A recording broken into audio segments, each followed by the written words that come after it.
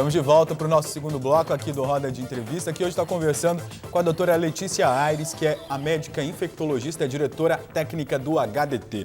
A gente encerrou o bloco passado, a senhora falando desses avanços que podem estar chegando aí da medicina aqui no Brasil. A gente sabe que tem muitos cientistas estudando a dengue há muitos anos e tem muitas, na verdade, muitas iniciativas tentando essa questão de extirpar realmente o Aedes aegypti, né? Porque a gente já viu muitas vezes até aquela questão de colocarem mosquitos, fazerem um mosquito que infecta o outro e mata o outro, os exames. Agora a vacina eu acho que é o que é mais esperado, né? Essa vacina de dengue está começando a ser testada já. Sim, a vacina de dengue ela já foi liberada, né?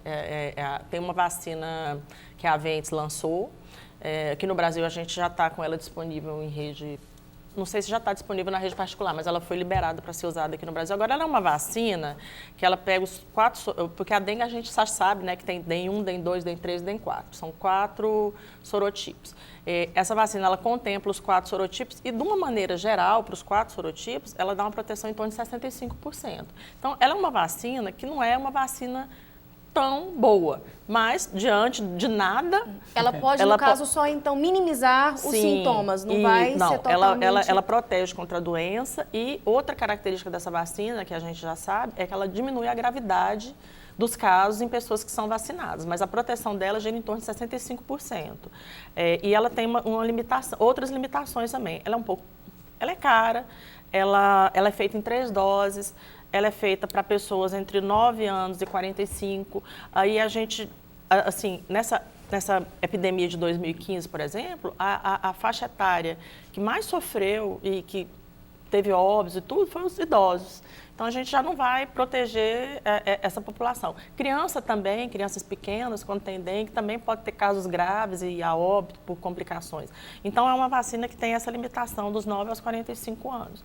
E é cara e é 3 doses. Tem uma outra vacina que está sendo, essa está sendo estudada, ela é brasileira, está sendo desenvolvida pelo Instituto Butantan.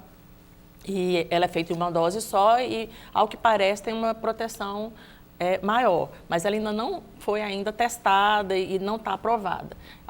Parece que com a aceleração agora da necessidade, né? Ela vai ser testada mais rapidamente, porque a gente tem várias fases quando a gente vai fazer uma vacina. Fase 1, fase 2, fase 3. Eu acredito que essa vacina do Butantan já vai para a fase 3, que é a fase de ver se ela dá proteção,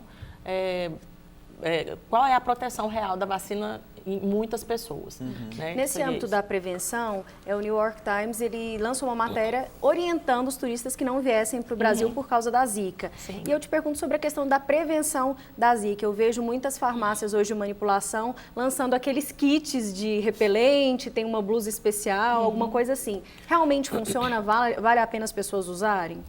Então, os repelentes, eles são interessantes, porque como é uma doença que é transmitida pela picada do inseto, isso aí principalmente no caso da grávida, né? A gente está tendo essa orientação de mulheres grávidas, principalmente no início da gravidez, se protegerem. Por quê? Porque, ao que tudo indica, há uma correlação de mulheres infectadas pelo vírus Zika no início da gravidez, né, até os primeiros 3 meses, os primeiros 4 meses, e a microcefalia. Isso ainda está sendo realmente, isso é o tempo que vai dizer com certeza absoluta se é isso mesmo que... Isso ainda está sendo estudado, né, doutora?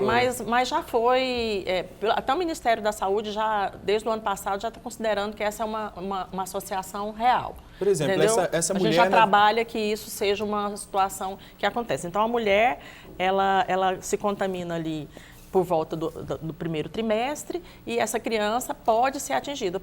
Por que o vírus Zika está fazendo isso? Desde quando ele foi descoberto, em 1947, lá em Uganda, nos macaquinhos, lá eles viram que tinha Zika. Foi nesse ano que descobriram. Eles viram que ele é um vírus que tem uma predileção pelo sistema nervoso. Ele é vírus neurotrópico, ele dava doenças neurológicas. Tanto que onde circula o vírus da Zika, aumenta também a incidência de uma doença que chama síndrome de Guillain-Barré, que é uma doença neurológica. Todos os lugares onde o vírus da Zika circula, inclusive em co-circulação com o vírus da dengue, a gente tem um aumento também dos casos de Guillain-Barré. Lá na Polinésia Francesa, que é onde teve os primeiros surtos de Zika, em 2006, 2007, a incidência de Guillain-Barré aumentou 9 vezes. Que síndrome é essa, doutora? É uma síndrome neurológica que que causa uma paralisia flácida, entendeu?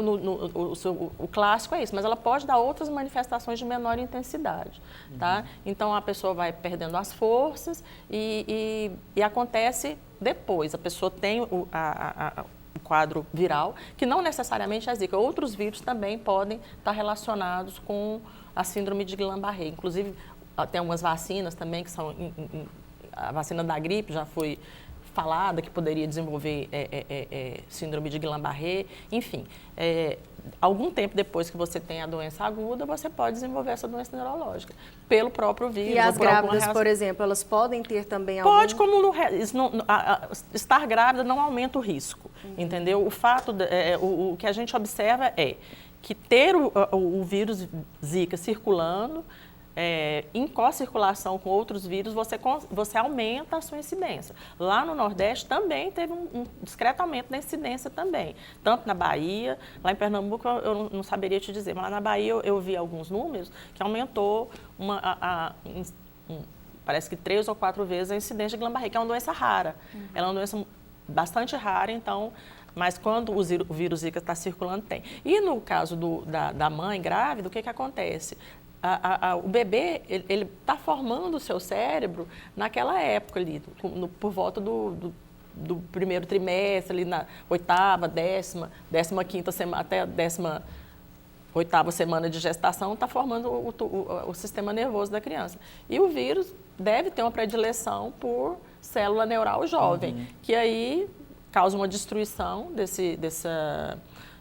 dessa massa encefálica da criança e no momento que está acontecendo ali, você não vê, mas quando você vai fazer o acompanhamento dessa mãe e os ultrassons, né, por isso que é importante as mães que estão grávidas fazerem o acompanhamento ultrassonográfico das crianças. Por volta de 30 semanas, você detecta que aquela criança está com o perímetro cefálico diminuído. Se passar dessa fase das 18 semanas, que o cérebro já foi formado, não existe mais risco para a mulher grávida? A gente não sabe ainda. Mas e se descobrir antes, tem como fazer alguma coisa ou também não? Então, não, porque assim, não tem o que fazer, não tem tratamento. O que a gente pode fazer? Por isso é que teve essa procura, essa coisa toda com a questão do repelente, porque a única maneira de se prevenir é você não pegar o Zika, você não pegar a doença. Então, o único jeito é esse, né? Então, realmente, mulher grávida, nessa época agora, até abril, até maio, junho, que é o pico da incidência dessas doenças transmitidas pelo Aedes, eles acontecem agora. Janeiro, fevereiro, março, abril, né, quando dá muito caso. Então, nessa época, as mulheres grávidas, principalmente em início de gestação, têm que tomar muito cuidado para não adquirirem essas doenças. A gente está falando muito do Zika por causa da questão da microcefalia, né? Que é uma situação que eu considero muito grave, né? É um drama danado, né, doutora? Você pensar que um mosquitinho vai fazer com que o filho seu nasça com um problema que ele vai carregar para o resto da vida. E a gente sabe que a microcefalia é uma doença bem difícil. Na verdade, não é uma doença, é um problema, é uma condição que a criança vai carregar e não existe mais o que ser tratado, né, quando ela nasce. Ela só tem que ser... de alguma maneira ajudada a ter uma vida melhor. Uma qualidade de vida melhor. O que a gente já tem da microcefalia até o momento? Até semana passada, a gente tinha aí 3.530 casos notificados de microcefalia. Mas esses casos não são todos de microcefalia. São crianças que nasceram com perímetro cefálico abaixo de 32. Tá? Essas crianças, eu cheguei em Recife no mês passado, a gente fez uma visita aqui pela Secretaria da Saúde, para conhecer os serviços que estão dando atendimento para essas crianças com microcefalia em Recife. Lá, o que a gente viu? Na época, quando a gente foi, tinha 1.200 casos em investigação, mas só 200, assim, maneira de dizer, né? São 200 casos confirmados de microcefalia, provavelmente relacionados ao Zika vírus. A gente fala provavelmente por quê? Porque nenhuma dessas crianças com microcefalia e com características na tomografia, no exame físico, nos exames complementares, nenhuma delas foi isolada do Zika entendeu? Porque quando a criança nasce, o vírus já não está circulando mais, porque a mãe ela teve a doença durante a gravidez, no começo. Quando a criança nasce com 40 semanas, o vírus já não está circulando mais. Então, como a gente não tem exame sorológico ainda, então não dá para a gente fazer essa correlação. Mas na época, 1.000 crianças que estavam sendo investigadas, a gente tinha 200 que tinham sido confirmadas como microcefalia de fato, que tinha calcificação, ventriculomegalia, que é muita água no cérebro, né, que a gente fala. São crianças que você olha, você vai vendo que elas têm um problema, elas têm uma espasticidade, são mais durinhas, e elas começaram, a criança mais velha, eu lembro lá, tinha 5 meses de idade, e elas estavam começando a desenvolver crises convulsivas, porque ao nascimento elas nascem bem. Essas crianças nascem bem, ficam bem, e por volta do 5º, 6º mês de vida, elas começam a desenvolver problemas que são relacionados com a microcefalia, principalmente crises convulsivas. Doutora, eu fiquei com a dúvida aqui. A vacina ela é indicada para um grupo de faixa etária entre 9 e 45 anos, né? E o pessoal que está fora desse grupo? O que eles devem fazer? As pessoas devem fazer o quê? Pois é. Então, a vacina da dengue, né, que você falou. Sim. A vacina da dengue, ela está indicada nessa faixa etária. Ela foi testada nesse grupo, né? E tem segurança para se fazer nesse grupo. Fora desse grupo, não tem segurança para se fazer a vacina. Então, você não deve indicar a vacina fora dessa faixa etária. Então, a prevenção é a que a gente... única saída, né? A prevenção é essa que a gente faz para todo mundo. Evitar ser picado pelo mosquito, não deixar acumular água dentro de casa, ajudar o governo que está aí insistindo que tem que entrar dentro das casas, acabar com piscina, não sei o quê, tirar pneu de... Ajudar, né? Participar. A população tem que entender que tem que participar. Eu estava passando no setor marista, outro dia eu vi 2 pneus jogados no meio da rua, no centro da cidade. Então, são coisas inimagináveis quando você pensa que você está convivendo com 3 epidemias de doenças graves, como são essas que a gente está convivendo. Então, a população, se não fizer a parte dela, não tem governo que dê conta. A gente vai ter que fazer mais um breve intervalo aqui no Roda de Entrevista e a gente está de volta já conversando mais com a doutora Letícia Aires, diretora técnica do HDT. Até já!